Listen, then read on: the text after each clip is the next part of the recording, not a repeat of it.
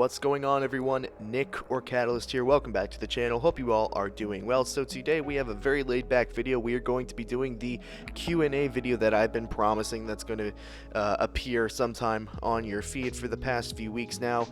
This is something that I've been wanting to do for a while, ever since I hit 2,000 subscribers. I know I've said thank you verbally, but this was always something that I wanted to do, and I think it takes a certain amount of subscribers in order to facilitate a question and answer video like this, because otherwise you're not going to get that many questions, and you're also not going to get many different questions as well. You know, people tend to wonder and ask the same thing. So we have a bunch of questions today, the first of which being some that were asked to me, but then again I deleted the post, and the reason I was so bummed about that is because, of course, I want to recognize the subscribers that are asking these questions, but I don't have their names. I just wrote down their questions, so we're gonna have to deal with that for the first couple questions. But other than that, I have everybody's questions in order. Hope you all really enjoy this video.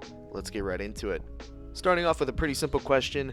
Catalyst, what is your favorite game of all time? I think my favorite game of all time would either have to be the original Star Wars Battlefront 2 or the original Red Dead Redemption. And it's not like the second Red Dead Redemption isn't good either. That's usually what I play for the most part when I'm not playing Battlefield 5, and I have not been playing a lot of Battlefield 5, so I actually just completed my second playthrough of Red Dead Redemption 2. But back to the point, Star Wars Battlefront 2, my brother and I actually had two versions of the game. We had one on PC and then one on PlayStation 2, so we both could play at the same time. We loved the game that much, so therefore nobody had to get kicked off the console, or nobody had to get kicked off the PC when somebody else wanted to play.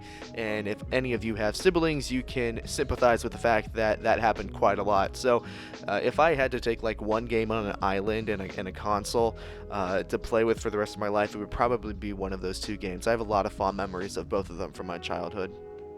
What's the worst thing that's ever happened to you, and how did you learn from it? Probably one of the worst things that ever happened to me is when my ex-girlfriend cheated on me. It's not fun to talk about, but if that is one of the worst things that's ever happened to me in my life, I can definitely count my blessings and say that I'm a very blessed person, because there are definitely a lot of people out there that are less fortunate than me in that regard. But love is just really hard, guys and gals. It's never easy, and it's something that you're never ever truly prepared for. And the cheating really messed me up for a long while about it. I was pretty depressed and sad about it for about a year and a half, because I guess I had a misconstrued view of reality and how people are always going to do what's best for them more often than not, and there's a lot of there's not a lot of caring people in this world, at least in your immediate circle. I'm sure there's plenty of fine people out there, but of course relative to you, there's obviously far and few between. But that was really bad, and it's never ever going to be easy. I think that's something that sticks with you even after all the pain is gone, because it starts, you know, playing mental tricks on you as well. And it was just a really bad situation overall. Do you have a favorite drunken story? And if so, I really want to hear it. I do have a couple of stories. Most recently, I sprained my ankle pretty bad, and it just came in the most hilarious circumstances. So we got out of the bar. We were all pretty satisfied in the drinking department. I had just way too much to drink, and we were all deciding where we wanted to go for dinner. And one of my friends said Whataburger, and I said, yeah, that sounds great. Let's go to Whataburger. And my other buddy said, no, I can't eat meat because I'm Catholic, and of course it's around Easter time right now, so I can't eat meat. And I said, stupid Catholics. Just drunk, stupid mistake. And as soon as I said that, I rolled my ankle. And I don't know if there's necessarily a higher being above, but I got stream sniped, basically. But by that comment, I got insta karma, straight up ate shit. And that was a bad situation. Another situation, I mean, my 21st birthday was really wild. I was non-coherent. Was not there. I do remember going to a really packed house and a party, and there were girls dancing on the countertops, and every guy was trying to get some, if you know what I'm saying. And then of course it ended up with me with my face in a toilet bowl. But I'm not really a heavy drinker. I don't really do that many stupid things when I'm drinking. I'm very lucky in that regard. But that's probably a couple of my favorite drunken stories. What's your oh, it says what's your favorite place that you've ever visited? I would probably have to say Copenhagen, Denmark is my favorite place I've ever visited. That city is gorgeous. Tivoli Gardens is there as well, and we stayed right on the river, or one of the rivers rather, in Copenhagen. I don't know it's necessarily a river, but it was definitely like a canal of some sort. And it's in all the postcards that you'll ever see coming out of Copenhagen, Denmark. And I actually had my first beer there, right on the water, and there was some great like fried fish, and it was just really an awesome experience. I love that city so much. And the last one that, thankfully, it doesn't have a name, says, "Can you tongue punch my fart box, Daddy?" So now with that out of the way, we can actually get to some of the name questions. And first one comes from Massive Gat, who says, "I flocked to your channel looking to get better at the game. Oddly enough, I find myself playing better when alone." It's interesting. "Perhaps it's because I don't have others to distract me. As it stands, I want nothing more to get good at the game. Yada yada yada. I'd be interested in hearing the process you took when learning Battlefield titles. There must have been some point where you weren't as godly as you are now, right?" Absolutely. "I'd be very happy to hear the methods you used on improving and whatnot." Well, I think I was kind of unconventional in the way that I learned Battlefield titles. I never went into the mindset of saying, okay, I want to learn and be the best at the game. I just enjoyed playing the game. So to that point, I think you need to have fun while you're learning, because if you're not having fun when you're learning, it's going to not only affect your rationale, but it's going to make you focus on the negative, and instead of taking everything positively as a learning experience and saying why that happened and making sure you're correcting it. Other than that, playing the game is automatically going to help you. I mean, practice is unrivaled in terms of learning. Personal experience and practice is unrivaled in terms of learning something and getting better at something. Other than that, I would watch as many content creators and streamers that you consider good, and watch as many of them as you can, whether it's me, whether it's somebody like JackFrags, if you consider him good, or Broken Machine, or other comp players. Watch them, understand what they're doing, really sink in to their playstyle and how they do things, because even for me, at the beginning of Battlefield 5, I watched a lot of Rella, who's a fan. He's probably the best Battlefield player on the planet, and he plays PC, and I was able to pick up how he used his motion and how he was able to win so many 2v1s and 3v1s, and how he used his positioning to his advantage, and that helped me tremendously. We're all still learning. Even though I may be better than others, that doesn't mean that I know everything. So you also need to go into the mindset of that you're never going to know everything, and there's always somebody above you that you can look up to, and that's how you're going to get better immediately. What would you say makes a good Battlefield player, Nick? As not everybody can be a top-tier player like yourself, racking up 80 to 100 kills a game. Just curious how players like yourself rate us mortals keep up the good work, man. Well, I appreciate that, Razor. Thank you very much. What makes a good Battlefield player? In a public lobby sense, a good player is one, and I guess in an overall sense too, a good Battlefield player is one that just understands the game better than everybody else, understands where things are, whether it's a head glitch, understands range and damage models, and understands recoil. Just really somebody who understands the game better than everybody else. But a good Battlefield player also is somebody that is not self-centered, somebody that is willing to play for the team, somebody that's willing to go out of their way for that revive or set up an ammo crate. One that's really just all around willing to do things for the team. And that also, goes into what I was saying about understanding. But I also think it's all of that, but also being humble in how you do it, because there are a lot of egos. There are a lot of egos in this game that are just fully unjustified, especially me seeing this as a comp player. For me, the ultimate test of what makes a good player good is, can you still perform at the same level that you are in public lobbies when you're playing against other competitive players who are just as good, if not better than you?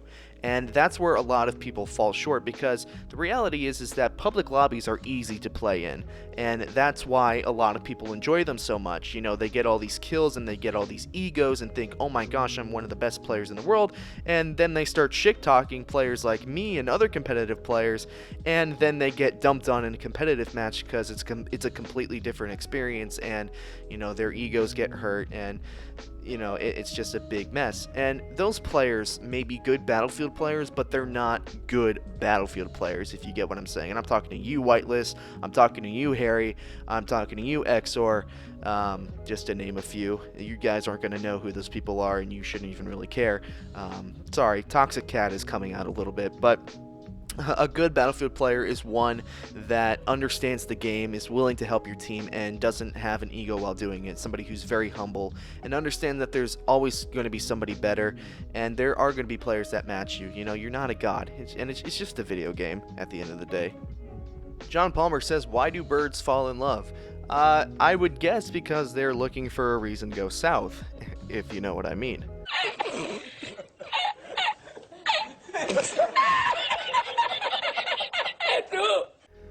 Matthew Babin asks, when did you realize you were an advanced player? More specifically, when did you go from knowing you were an intermediate player to knowing that you could hold your own with pros?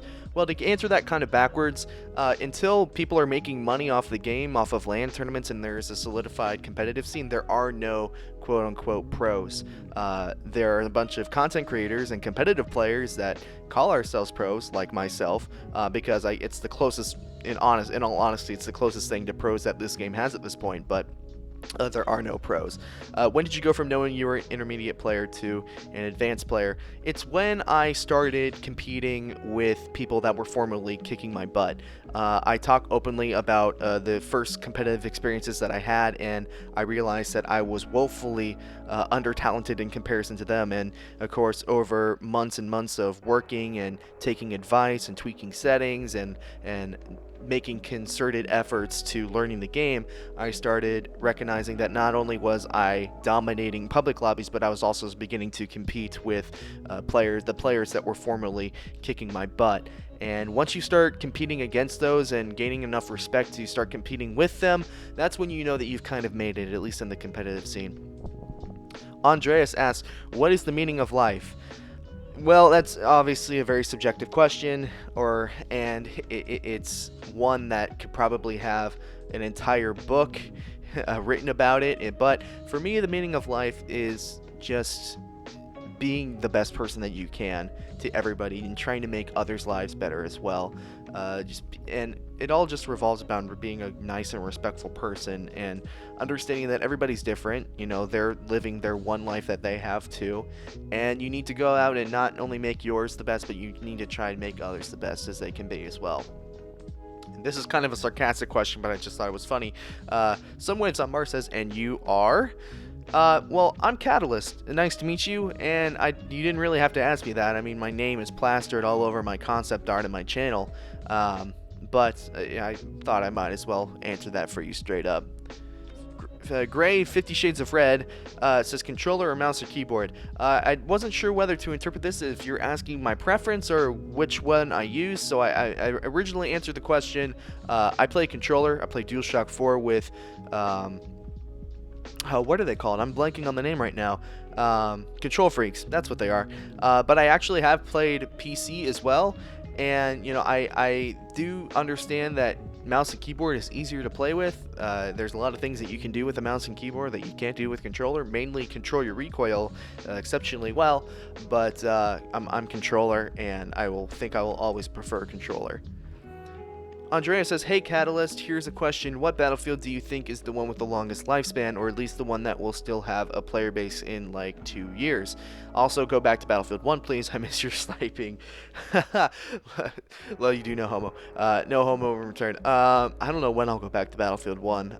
Maybe that's something that I should explore. But I haven't done sniping in a long time. What Battlefield do you think is the one with the longest lifespan? I think Battlefield 4 is going to be relevant and around as long as there isn't another modern warfare-esque kind of shooter in the Battlefield franchise. That'll depend on what era this new Battlefield Bad Company 3 is going to be set in. I'm pretty sure that is confirmed that that's going to be coming at some point. If that's not the next Battlefield game that comes out, I'm going to be woefully surprised. But I think as long as I said, there is no modern combat Battlefield games, that Battlefield 4 is going to be populated for years to come. I think Battlefield 1 is going to flame out. I definitely think Battlefield 5 is going to flame out. So Battlefield 4 is really the one remaining Battlefield game that I think is going to transcend time, so to speak. And the final question is one that was asked by a couple of people. I'm not going to list them all, but the question was generally, what would be the composition of the perfect Battlefield game to you? And ideally for me, I want the maps of Battlefield 3. I think the maps peaked in that game and they've kind of gone downhill ever since. I mean, there's so many wonderful maps in Battlefield 3. Operation Metro, Signed Crossing, just to name a couple off the top of my head. And I would enjoy the movement of the later Battlefields, the movement in Battlefield 5, the movement in Battlefield 1. Specifically, I think if you take some of the more advanced movement features in Battlefield 5, except lying down on your back and being able to rotate around like that, because we all know what that's done for the meta of the game. But of course, the climbing over the walls and whatnot. Once you go back to playing like Battlefield 4 and Battlefield 3 and understanding how much jumping over walls was something that you needed in a Battlefield game, you know that you can't go back. So it's definitely the maps of Battlefield 3, the gunplay of Battlefield 4/Battlefield 5, and the movement mechanics of a Battlefield of a merger between Battlefield 1 and Battlefield 5. So that does it for this video, ladies and gentlemen. I definitely want to do another one of these. I definitely think that you all have more questions, and there are definitely things that I want to answer. So we'll do another one of these sometimes, maybe even leave questions in the comment section of this video so we can get a bit of a head start. I don't know when I'm going to make another one, but if you did enjoy the video, drop a like, subscribe if you're new, turn on post notifications. My name is Nick or Catalyst, and I will see you all another time.